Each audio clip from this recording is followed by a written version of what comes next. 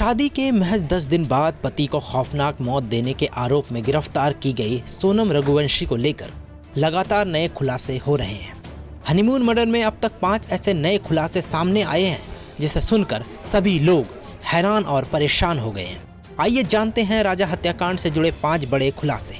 पहला खुलासा, पुलिस को राजा की लाश के पास से जंगल में लकड़ियां काटने वाला एक दाव मिला। माना गया कि इसी दाव से राजा की जान ली गई थी।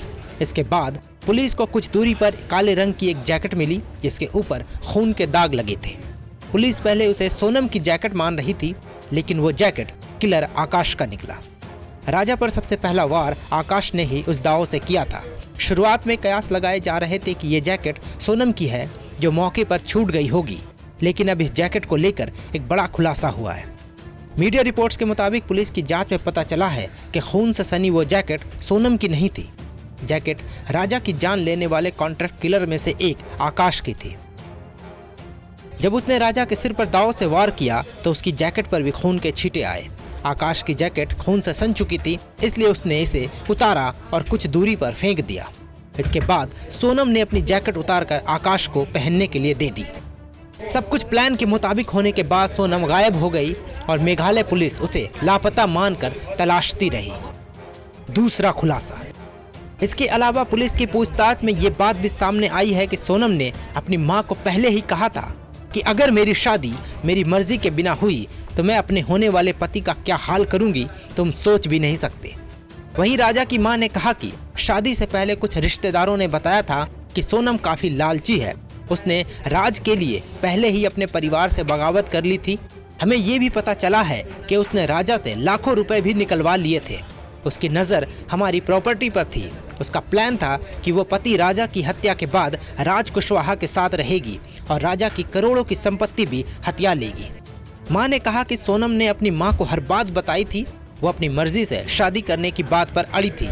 ये पूरा मामला सामने आने के बाद से मेरी सोनम के परिवार से किसी से कोई बातचीत नहीं हुई है। तीसरा खुलासा, पुलिस के मुताबिक सोनम राजा से इतनी नफरत करने लगी थी कि वह उसे मारने के लिए किसी भी हद तक जाने के लिए तैयार थी। उसने प्रेमी राज कुशवाहा से कहा था, यदि विशाल, आनंद और आकाश राजा को नहीं मार पाए तो फोटो लेते समय मैं खुद इसे पहाड़ से धक्का दे दूंगी। 11 मई को शादी के महज 4 दिन बाद सोनम मायके लौट आई थी। सूत्रों के मुताबिक यहीं उसने राज के साथ मिलकर राजा को रास्ते से हटाने का फैसला किया था। शादी के करीब 1 सप्ताह बाद ही उसने राज के साथ मिलकर राजा की हत्या की प्लानिंग कर ली थी। चौथा खुलासा, पुलिस ने इस बात का भी खुलासा किया है कि मर्जी के खिलाफ हुई इस शादी से सोनम खुश नहीं थी और इसलिए वो राजा को अपने करीब आने से भी लगातार रोक रही थी। मीडिया रिपोर्ट्स में बताया गया है कि राजा को अपने करीब आने से रोकने के लिए ही उसने कामाख्या देवी के दर्शन की शर्त रखी थी। राजा और सोनम की शादी 11 मई को हुई थी और दोनों 20 मई को हनीमून के लिए निकल गए थे। पांचवा खुलासा, राजा तुरंत इस हनीमून ट्रिप के लिए तैयार नहीं था, लेकिन सोनम ने ही राजा को हनीमून पर जाने के लिए मनाया था और बिना बताए टिकट भी बुक कर लिया था। कथित तौर पर सोनम ने राजा से कहा था कि वो पहले कामाख्या में देवी के दर्शन करेगी, इसके बाद ही उसके साथ संबंध बनाएगी। सोनम हत्या की तैयारी और सुपारी किलर्स के वहां पहुंचने के लिए समय व्यतीत करना चाहती थी। इसके अलावा वो राजा को अपने साथ संबंध बनाने से भी रोकना चाहती थी और इसके लिए वो कई बहाने बनाती थी। पुलिस लगातार सोनम, राज, आकाश, विशाल और आनंद से पूछताछ कर रही है। अब देखना है कि इस केस में और कौन कौन से बड़े खुलासे होने वाले हैं और ये हनीमून मर्डर मिस्ट्री किस ओर जाती है। नमस्कार, मैं हूं मानक गुप्ता।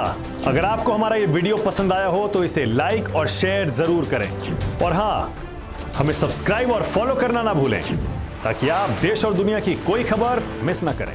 तो जुड़े रहिए हमारे साथ और देखते रहिए न्यूज़ 24।